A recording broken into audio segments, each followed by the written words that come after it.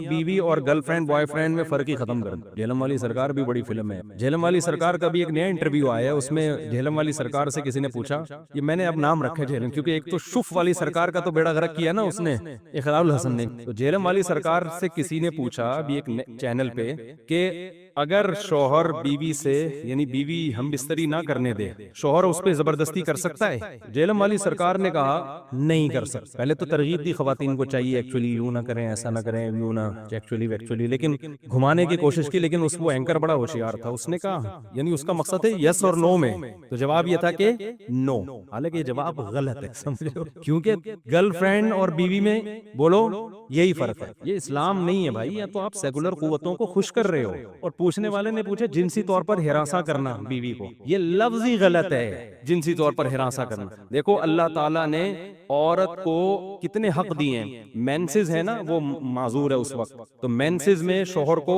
ہم بستری سے منع کر دیا اللہ تعالیٰ نے۔ یہ کس کا خیال کیا؟ عورت کا خیال کیا۔ قل هو اذن، اذن کے دو مطلب ہیں کہ یہ تکلیف کا ذریعہ ہے، یہ گندگی ہے، اذن تکلیف کو بھی کہتے ہیں، گندگی کو بھی کہتے ہیں، عورت کے لیے بھی تکلیف کا ذریعہ ہے۔ پھر نفاس کا خون آتا ہے بچے کی ولادت کے بعد، اس میں بھی اللہ نے کیا لگا دی؟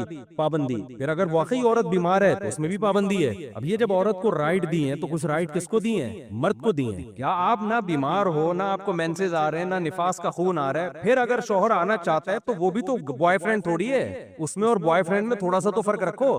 پھر اس پر اتنی شدید وعیدیں بخاری مسلم کی کہ اگر شوہر بیوی سے ہم بستری کرنا چاہتا ہے اور بیوی منع کر رہی ہے تو نبی نے فرمایا اس لا قبول نہیں کرتے۔ حدیث میں کہ مفہوم ہے جتنے بھی ضروری کام میں ہو، جب شوہر کو خواہش ہو، حدیث میں آتا ہے عورت وہ سارے کام چھوڑ دے، لیکن وہی بات ہے آپ نے سیکولر لوگوں کو خوش کرنے کی قسم اٹھائی ہوئی۔ یہ عجیب بات ہے کہ نہیں ہے کہ گرل فرینڈ میں اور اچھا عورت کا جا کچھ بھی نہیں رہا اس میں، یعنی اس کا انکار کرنے کی کوئی وجہ بھی نہیں۔ آپ کہہ سکتے ہیں اس کو تکلیف ہو رہی ہے، کیا تکلیف ہو رہی ہے بھائی اس کو؟ اس میں طاقت اور قوت اور انرجی کس کی خرچ ہو رہی ہے؟ مرد کی خرچ ہو رہی ہے، تو وہ کیا تھوڑی سی قربانی نہیں دے سکتی اپنے شوہر کے لیے؟ اس کو بالکل آپ ذمہ داریوں سے آزاد کر رہے ہو۔ یہ سیکولر لوگ جس طرح عورت کو ذمہ داریوں سے آزاد کر رہے ہیں نا، مرد کو بھی کس سے آزاد کر رہے ہیں؟ نان نفقے کے گوروں میں نان نفقہ بیوی کا شوہر کے ذمہ نہیں ہوتا، تو اس سے ریلیشن کیا ہو جائے گا؟ مرد کو آپ نان نفقے سے آزاد کریں اور بیوی کو آپ اس بات سے آزاد کر دیں کہ شوہر اس سے ہم بستری نہیں کر سکتا اس کی مرضی کے بغیر، تو ریزلٹ کیا نکلا؟ Is equal to boyfriend and girlfriend. Girlfriend نہیں ہے میرا خیال، کیونکہ گرل فرینڈ میں بھی یہی ہوتا ہے کہ بوائے فرینڈ پر گرل فرینڈ کا نان نفقہ بولتے کیوں نہیں ہوتا، اور وہ اس سے اپنی ڈیزائر پوری نہیں کر سکتا جب تک گرل فرینڈ راضی نہیں ہے، ایسا ہی ہے نا؟ تو بھائی یہ بیوی ہے یا کیا ہے؟ اور مرد بولے گا کہ اس سے تو گرل فرینڈ اچھی تھی، گرل فرینڈ سے بھی میں اس کی مرضی کے بغیر اپنی خواہش پوری نہیں کر سکتا، بیوی سے بھی پوری نہیں کر سکتا، لیکن بیوی میں میرے اوپر ایک پینلٹی ڈال دی گئی ہے، وہ کیا ہے؟ اس کا سارا نان نفقہ اٹھاؤ، تو اس سے خاندانی نظام تباہ ہوگا کہ نہیں ہوگا؟ تو جہلم والی سرکار کو قرآن و سنت کو تو بیچارے کو ویسے ہی نہیں پتا، سینس بھی نہیں ہے، ایسی باتیں کرو جو سینس لیس باتیں ہیں، صرف سیکولر طبقے کو خوش کرنے کے لیے۔ سمجھتے ہو گے نہیں سمجھتے؟ جب بھی کوئی سیکولر لوگ اس طرح کا سوال پوچھا کرے نا کہ کیا اسلام میں مرد بیوی کے ساتھ زبردستی کر سکتا ہے، تو آپ اس کو بولو اس میں اس کو نقصان کیا ہو رہا ہے، اور کتنی زبردستی کر لے گا، کتنی کر لے گا زبردستی اس کے ساتھ؟ اللہ نے لامحدود طاقتیں تھوڑی آدمیوں کے اندر رکھی ہیں، اور اگر وہ اس کی مرضی پر چھوڑ دیا جائے عورت کی، اس کے سوسائٹی کو نقصانات کیا ہیں؟ کتنی خواتین ایسی ہیں جن کو شوہر سے رغبت ہی نہیں ہوتی، میرے پاس کیسز آتے ہیں، ایک سال ہو گیا شوہر کو قریب نہیں آنے دیا کہ ہمارے تو ڈیزائرز نہیں ہے، اس کا نتیجہ کیا نکلتا ہے شوہر کے حق میں؟ وہ ڈپریشن میں جاتا ہے، وہ زنا کی طرف چلا جاتا ہے۔ اسلام نے عورت کو یہاں پابند کیا ہے کہ بھائی جب شوہر تمہارا اس کا نان نفقہ تمہارے ذمہ ہے تو کسی حد تک تم پر بھی کیا ہے؟ پابندیاں، تمہارا دل چاہے نہ چاہے تم نے اس کی خواہش کو پورا کرنے دینا ہے، اس میں تمہارا نقصان بھی نہیں ہے، یہ تھوڑی ہے کہ اس کی مرضی کے بغیر اس کو تھپڑ مارا جا رہا ہے، کوئی نقصان بھی نہیں ہے اس کا۔ تو دین علماء سے سیکھا کرو، سمجھتے ہو؟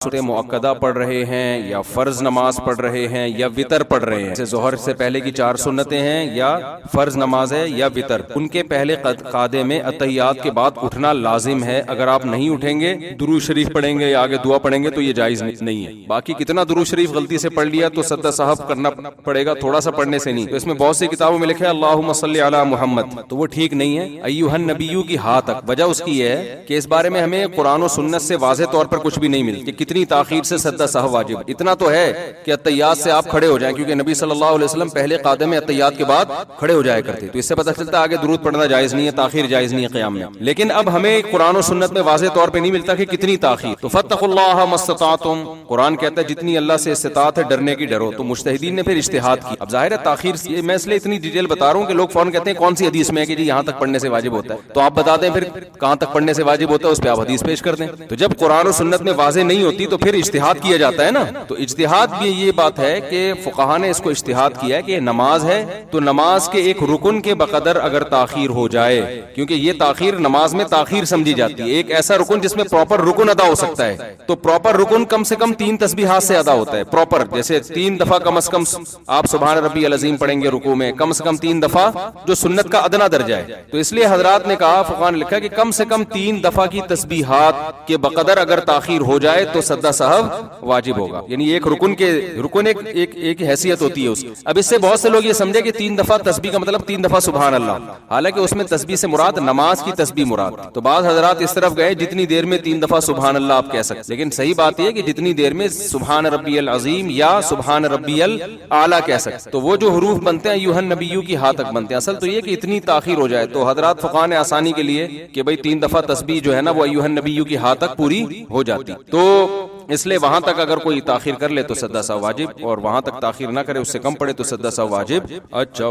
بھائی صاحب حال کیا ہے. اور کیا جامع تاہ ہوتے ہو سکتی, ہر لفظ کو اردو میں بگاڑا جائے. جو چیزیں ہو سکتا تھیں ان کو بھی ہو سکتی بنا دی. LLB ہو سکتا ہے, ہو سکتی نہیں ہے بھائی. تو جامعہ میں یونیورسٹی کا درجہ مل گیا اس کو تو سارے علوم پڑھائے جائیں گے. LLB آپ وہاں سے BBS میاں بیوی بچوں سمیت بھی وہاں. تو ایک MBBS وہ ہے جو میڈیکل کالج کراتے ہیں, ایک MBBS سادہ MBBS ہے جو ہر پاکستانی کرتا ہے. تو اس کے لیے کسی ڈگری کی ضرورت, تو اس میں یہی ہے کہ سارے علوم ہوں گے. لیکن جامعہ کا جو ہدف ہے نا وہ یہ ہے کہ یونیورسٹی میں 70% دنیا کی تعلیم ہو, 30% ہو, اور مدرسے میں 70% دین ہو, 30%. کیونکہ مولانا لوگ بھی تھوڑا سا معاشرے سے اویئر جب تک نہیں ہوں گے نا, ان کو بھی وہ سوسائٹی میں اس طرح سے کام نہیں کر سکتے جیسے سوسائٹی کی ضرورت ہے. اس لیے جامعہ کا یہ ہدف. لیکن ایک بات خوب سمجھ لو, جب بھی آپ کے سامنے کوئی بڑا کام ہوتا ہے نا تو اس کے سائیڈ افیکٹ بھی ہوتے ہیں لازمی. ان سائیڈ افیکٹس کو برداشت کیا جاتا ہے. مثال کے طور پر جامعہ میں جب یہ دنیاوی علوم بھی آئے ہیں تو ظاہر ہے کچھ تھوڑا سا کلچر بھی آتا ہے. تو پھر وہ والی روحانیت جو خالصتاً دینی علوم میں روحانیت اللہ نے رکھی ہے وہ نہیں رہتی. بہت سے لوگ کہتے ہیں جامعہ رشید گئے وہ والی روحانیت نہیں آ رہی جو فلاں مدد. تو بھائی وہ ظاہر ہے جب دنیا اس میں آئے گی تو اب چونکہ یہ دنیاوی علوم پہلے زمانے میں ہمارے مدرسوں میں ہوتے تھے لیکن وہ مسلمان سائنسدانوں کے علوم تھے, تو کلچر بھی مسلمان سائنسدانوں کا تو وہ پہلے سے ہی اسلامی کلچر تھا. اب جب آپ دنیاوی علوم پڑھتے ہیں نا گورے کے, تو کچھ نہ کچھ ٹچ گورے کا اس میں نہ چاہتے ہوئے بھی آتا ہے. اب بڑے مفاد کو سامنے رکھا جائے نا تو یہ چھوٹے موٹے سائیڈ افیکٹ برداشت کرنے پڑتے ہیں. جنہوں نے بھی کووڈ کی ویکسین لگائی 2 دن تک ان کی طبیعت خراب رہی ہے. اب وہ کہتے تھے ڈاکٹر کے پاس جا کے ہمیں تو فیور ہو گیا, ہمیں تو بخار ہو گیا, ہمیں تو یہ ہو گیا. انہوں نے کہا بھائی یہ چھوٹا موٹا ہے, ٹھیک ہو جائے گا, لیکن جو نہیں لگاتے نا تو پھر جو ہونا تھا اس میں ریورس ہونے کے چانس پھر وہ قبر تک بھی پہنچا سکتا تھا. ہمارے بھی بہت سارے جاننے والوں کو لگا جب ویکسین لگی نا تو 3 دن تک وہ اٹھے ہی نہیں. تو اچھا ان میں ایسا بھی ہے کہ کچھ لوگوں کو ویسے ہی مرنا تھا, تو ویکسین تو سب کے لگی تھی وہ مر گئے. تو پھر ہمارے یہاں فوراً یوٹیوب پہ دیکھو اس کے ٹیکا ٹھوکا وہ مر گیا. ٹیکا پہ اتنے کروڑوں کی آبادی میں تو ویسے ہی کچھ لوگوں نے مرنا تھا, تو ٹیکا تو ویسے ہی ٹھک گیا ان کے, وہ ٹیکے سے نہیں مرے, وہ ویسے ہی مرے. تو ریسرچ کا جو ہمارے ہاں جو کرائٹیریا ہے وہ تھوڑا سا ڈفرینٹ, گوروں کا تھوڑا سا الگ ہے. گولے یہ دیکھتے ہیں کہ اتنے لوگوں میں اتنے کروڑوں لوگوں کے کولوں پہ جب انجیکشن, کولوں پہ نہیں سوری بازوؤں پہ انجیکشن لگے ہیں تو پہلے ڈیتھ ریشو کتنا تھا اب کتنا ہوا ہے. تو انہوں نے کہا یار تھوڑا کم ہوا ہے تو اس کا مطلب فائدہ ہو رہا ہے. ہمارے یہاں دیکھتے ہیں کہ وسیم کے لگا وہ مر گیا, غفار کے لگا مر گیا. ابے خالی وسیم اور غفار کے تو نہیں لگا نا, کروڑوں لوگوں کے لگا ہے وہ تو نہیں مرے. اس کا مطلب یہ ہو سکتا ہے ویسے انتقال کا ٹائم ہو ان کے, تو اتنے لوگوں نے تو ویسے ہی مرنا تھا نا. تو ریسرچ سب ہمارے ایسی فضول چیزوں کو بیس بنا کے ریسرچ, اور ایک دم آئے گا کوئی بندہ وہ یہ دیکھو اسپتال میں جنازہ, ابھی ان کو ٹیکا لگوا کے گیا ہوں, ابھی مر گیا, یہ ابھی میرا ہے. تو فوراً یوٹیوب پہ اور پھر اس کے انٹرویوز اور پھر وہ عجیب ایک پینک پھیلایا جاتا ہے. ہماری سوسائٹی بہت ہی چیزوں میں بہت ہم اچھا بھائی. تو جامع رشید میں جب یہ علوم ہیں تو کچھ نہ کچھ کے سائیڈ افیکٹ ہوں گے. علوم کے سائیڈ افیکٹ نہیں ہوتے علم کے, جو کلچر ظاہر ہے جو اب جو یہ دنیاوی علوم تو پروفیسر حضرات ہی آگے پڑھائیں گے نا.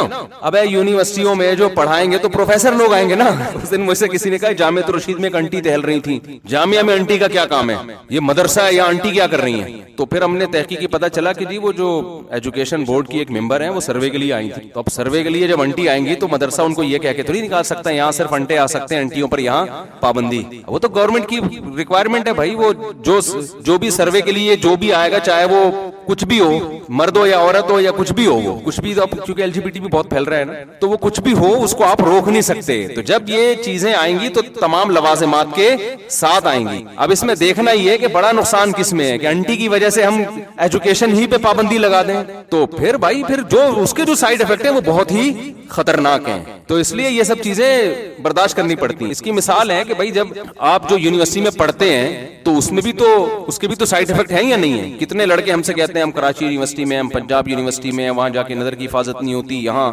تبلیغ میں سر روزہ لگا کے ایسا دل بنتا ہے, روحانیت پیدا ہوتی ہے, وہ وہاں جا کے 2 دنوں میں روحانیت کی ایسی کی تیسی ہوئی. تو اب ہم ان کو یہ مشورہ دیں کہ پڑھنا چھوڑ دو آپ, اور جب تک 100% اسلامی حکومت قائم نہیں ہوتی اس وقت تک نہ پڑھو. تو اسلامی حکومت تو پتہ نہیں قائم ہو نہ ہو, تھوڑا بہت جو مسلمان سائنس اور ٹیکنالوجی کے میدان میں کچھ نہ کچھ آگے بڑھ رہے ہیں وہ بھی پیچھے. تو بالکل ہی جاہل, بالکل ہی نرے کورے کے کورے ہو جائیں گے. صرف اتنا رہ جائے گا کہ نظر کی حفاظت روحانیت کو لے کے بیٹھے ہوئے ہوں گے اپنے کمرے میں, اور تھوڑے دنوں میں جب آپ پر دشمن طاقتیں آپ کو کھائیں گی نا تو وہ روحانیت بھی تیل لینے چلی جائے. تو دنیا کے ساتھ جب مقابلہ کرنا پڑتا ہے, بالکل اس کی مثال ہمیں قرآن میں بھی ملتی ہے. جب تبوک کی لڑائی تھی نا تو اس میں کیا تھا کہ بہت سخت فتنہ تھا اس میں, لڑائی میں, یعنی بڑی سخت لڑائی تھی. تو بعض منافقین نے کہا کہ ہم نہیں جا رہے, اور دلیل یہ دی کہ وہاں کی عورتیں بڑی خوبصورت ہیں. وہ تو تھا نا رومی تھے تو انگریزوں کے باپ دادے, تو وہ بڑی خوبصورت عورتیں ہیں, تو ہمیں فتنے کا ڈر ہے, ہم جنگ میں جائیں گے ان لڑکیوں پہ نظر پڑے گی, ایکچولی ہم کس میں آ جائیں گے, فتنے میں آ جائیں. تو قرآن نے ان کی اس عمل کو اپریشیٹ نہیں کیا کہ اتنے نیک پرہیزگار لوگ کہ اس کو یہ خطرہ ہے کہ نظر کی حفاظت نہیں ہو سکے گی, لہذا ان کو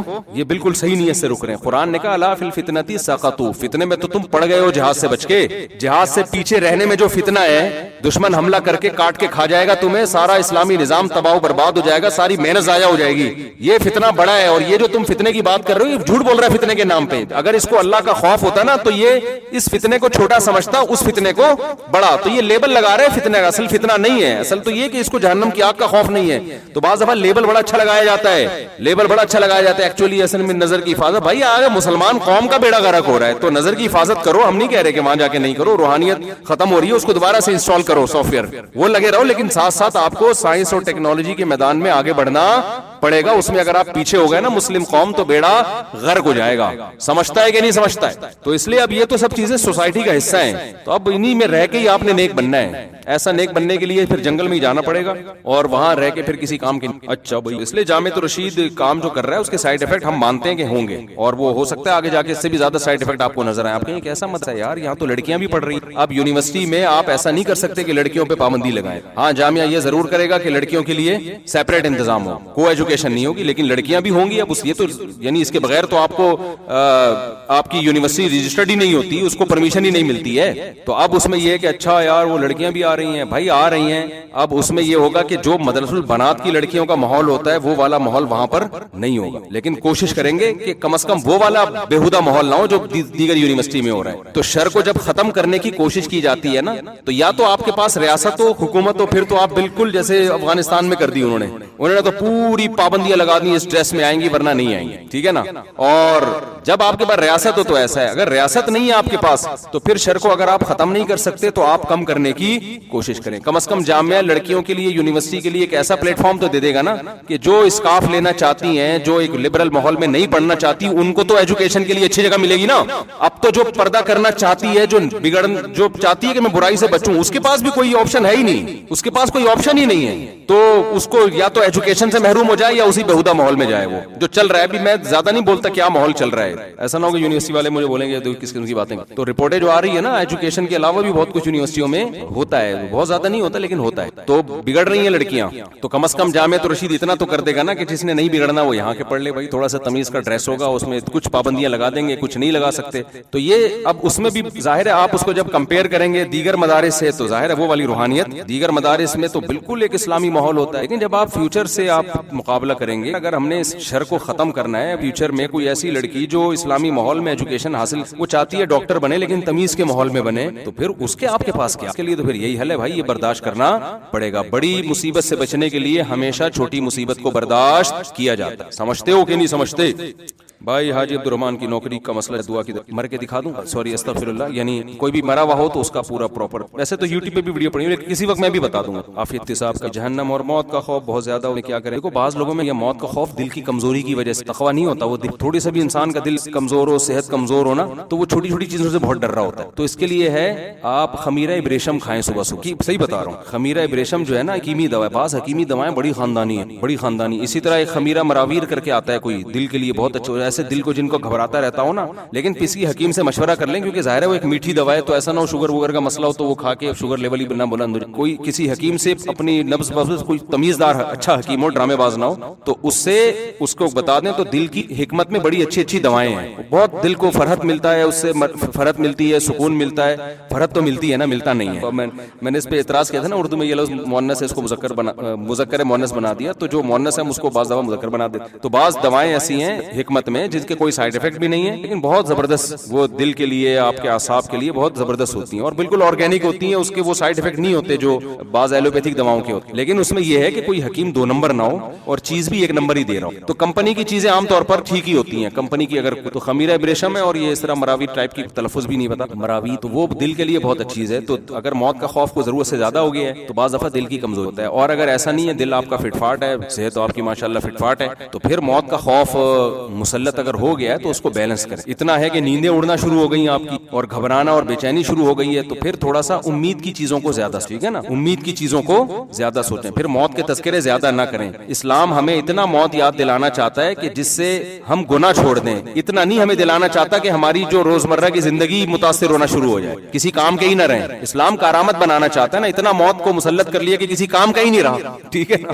تو فائدہ نہیں ہے. اتنا موت کو مسلط کرو کہ گناہ چھوٹ جائیں آپ سے, بس اس سے زیادہ نہیں, اس سے زیادہ نہیں, گناہ چھوٹ جائیں دنیا سے. وہ جو محبت حد سے زیادہ بڑی ہوئی ہے نا, اس کو مسافر خانہ ہی نہیں سمجھ رہے, وہ ختم ہو جائے. اس سے زیادہ اگر آگے جا رہے ہیں تو پھر تذکرے چھوڑ دیں موت. ایک صاحب میرے پاس آئے, وہ اتنا زیادہ موت کی ویڈیوز آئی نا, مردوں کو دیکھا انہوں نے, فلاں مر گیا, فلاں مر گیا, تو دماغ خراب ہو گیا بھائی, ہر وقت میں نہ مر جاؤں, بار بار. میں نے کہا تو نہیں مرے گا, مجھے لگ رہا ہے تو نہیں, انشاءاللہ نہیں مرے گا. مذاق کے علاوہ میں نے کہا بھائی انشاءاللہ آپ تو ان کو بتایا جائے آپ کیوں مریں گے. تو ویسے تو حالانکہ اصول ہی ہے, کراچی میں کسی کا کوئی سچ نہیں بولا میں نے, جھوٹ. اچھی بات تو یہ بھائی یہاں ڈاکوؤں کا راج ہے, کوئی کسی بھی ٹائم پہ مر سکتا ہے, لیکن میں اگر یہ بات کرتا تو وہ اور ٹینشن سے مر جاتا. تو ایسے موقع پہ امید ہی کی بات کی جائے کہ انشاءاللہ نہیں. وہ ڈراموں میں نکاح ہوتے ہیں وہ جائز ہے, ڈراموں میں جو نکاح ہوتے ہیں نا اختلاف ہے, طلاق میں بھی اور نکاح میں. بعض علماء کہتے ہیں ہو جاتے ہیں, اس میں آتا ہے چیزیں ایسی مذاق بھی, طلاق نکاح. تو اگر کوئی ڈرامے میں طلاق طلاق طلاق تو 3 طلاق ہوتی ہیں. بعض علماء کا موقف یہ ہزل نہیں ہے, یہ حکایت ہے. حکایت کا مطلب اسکرپٹ ہے, ایک کہانی ہے جو پڑھ کے سنائی جا رہی ہے, لیکن سنانے کا انداز کیا ہے, ایکٹنگ کر کے سنائی جائے. اس کی مثال ہے جیسے کسی نے مجھے کہانی لکھ کے دی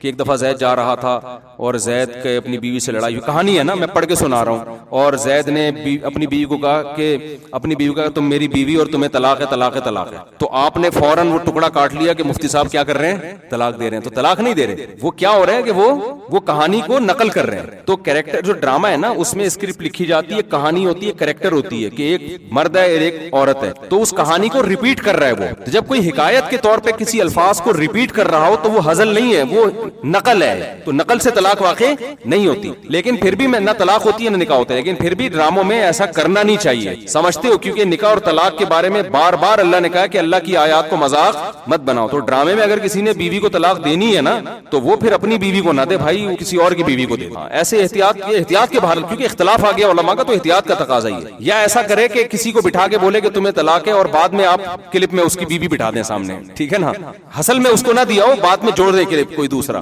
تو ایسا کوئی ان کو ہیلا اختیار کر لینا چاہیے تاکہ لوگ نکاح اور طلاق کے کھیل کو مذاق نہ. پھر کوئی پوچھے کہ ڈرامے میں تم نے اپنی بیوی کو طلاق دی, تو وہ بول دے کہ بھائی میں نے اپنی بیوی, اس وقت میری بیوی نہیں تھی, میں نے ایسے کسی کو دیے, اور بعد میں پھر وہ ایڈیٹنگ کر کے ویڈیو میں بیگم کو جوڑ دیا. تو پھر تھوڑی طلاق ہوتی ہے. ایک آدمی بیٹھے بیٹھے کہہ رہے طلاق ہے, طلاق ہے, طلاق ہے, کسی نے ویڈیو بنا لی اور بعد میں اس کی بیوی کو سامنے ویڈیو میں ایڈیٹنگ کر کے بٹھا دیا, تو تھوڑی ہوگی, وہ تو ایڈیٹنگ ہوئی ہے نا اس میں. تو ایسا کوئی ہیلا کر لینا چاہیے. نکاح طلاق کے حکام جو مسائل ہیں ان کو کھیلنے میں. حرام جانور کی کھال سے جیکٹ بنتی جائز ہے. صرف سور کی کھال سے ہر طرح کا فائدہ اٹھانا حرام ہے, نہ اس کی جیکٹ بیچ سکتے ہیں نہ خرید سکتے ہیں. سور کے علاوہ جتنے حرام جانور ہیں ان کی کھال اگر سکھا دی جائے, دباغت دے دی جائے, تو وہ پاک ہو جائے. سمجھتے ہو کہ نہیں سمجھتے؟ کوئی بھی حرام جانور ہو, بلی ہے, کوئی بھی ہے, دباغت دے دی نا اس کو. دباغت کا مطلب یہ ہے کہ اس کو خشک کر کے اس کی ساری رطوبات ختم ہو جائیں, تو پھر وہ خارجی استعمال, کھانے پینے میں نہیں, خارجی استعمال اس کا جائز ہے. البتہ جو جانور مردار ہے نا, اس کا کھال کے علاوہ کوئی بھی چیز کسی بھی طرح سے فائدہ نہیں اٹھا سکتا. میں بار بار یہ مسئلہ بتاتا ہوں کہ لوگ بلیاں پالتے ہیں, ان کی خوراک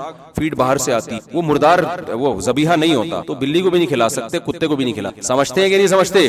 جانور خود مردار کھا لے اس کو چھوڑ دیں. ایسا نہ ہو کتوں کو میرا بیان سنا کہ آپ مردار سے ہٹا رہے ہو کہ تم نہیں کھا سکتے. وہ کھا سکتا ہے, آپ اپنے اختیار سے نہیں کھلا سکتے. ہمارے ایک دوست ہیں, ان کا فارم ہے, ان کا مگرمچھ بھی پالے ہوئے ہیں, ان کا گھوڑا مر گیا تو گھوڑا انہوں نے مگرمچھ کے سامنے ڈال کے کھا لے. میں نے کہا یار یہ آپ نے کیا, مگرمچھ خود وہاں پہنچ کے جو مرضی کرے, آپ کے لیے مردار کی قسم کا فائدہ اٹھانا جائز نہیں. احادیث ہیں اس بات, امت کا اجماع ہے کہ مردار سے کوئی فائدہ نہیں اٹھایا جاتا. تو میں نے کہا اس کا طریقہ یہ تھا, یہ گھوڑا جب مرنے والا تھا تو ذبح کر دیتے اس کو, پھر آپ ڈال دیتے مگرمچھ کے سامنے. سمجھتے ہیں کہ نہیں سمجھتے؟ ہم لوگ 5 بھائی 2 جگہیں نا چاہتے ہیں, دیکھو 11 حصوں میں ڈیوائڈ کر دیں, 11 حصوں میں ڈیوائڈ کر دیں. جو جواب آئے وہ ایک بہن کا حصہ, اس کا ڈبل. وراثت سے متعلق کوئی بھی حکام ہو نا پراپر لکھ کے دے دیا. اس میں بہت ساری چیزیں پوچھنی پڑتی کہ ان کے اور وارثین اور کون کون ہیں, کسی وارث کا زندگی میں انتقال تو نہیں ہو گیا, ایسا تو نہیں کہ ایک کا انتقال ہو گیا پھر آگے اس کے بیوی بچے. اس کا طریقہ یہی کہ یہاں آپ سوال پراپر لکھ اپنا نمبر ڈال کے, یہ مولانا صفی صاحب ہے میرے شاگرد ہیں, ان کے حوالے کر. مفتی صاحب میں مردان سے آیا ہوں, آپ سے مصافحہ کرنا چاہتا ہوں. بھائی آپ مردان سے آئے ہیں, مجھے بہت ضروری کام سے فوراً کہیں جانا ہے, تو آپ کا میں بڑا احترام کرتا ہوں, لیکن میں نے آپ سے مصافحہ کیا تو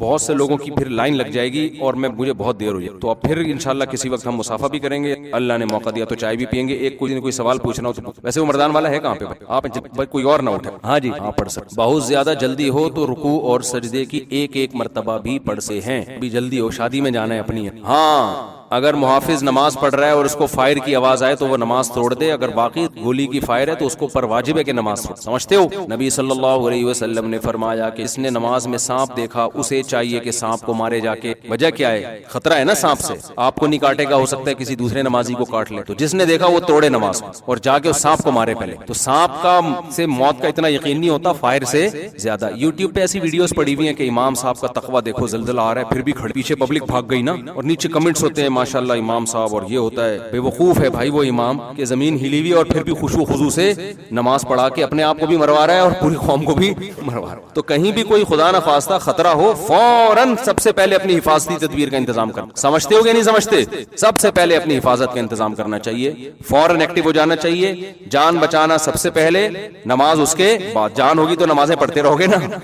تو یہ اسلام کا حکم ہے. اگر خدا نہ خواستہ اللہ نہ کرے زمین ہلنا شروع ہو جائے کہیں مسجد میں, کہیں نماز پڑھ رہے ہو, سب پر واجب ہے کہ نماز توڑ کے فوراً پتلی گلی تلاش کر. بلکہ پتلی گلی میں زیادہ خطرہ ہوتا ہے, میدان میں آئے وہ. تو اس میں کوئی تقوی کی بات نہیں ہے, کوئی اس کی بات نہیں ہے, للہیت کی امتحان ہے. اور پھر پتہ نہیں وہ اندر سے کیا اس پہ گزر رہی ہو.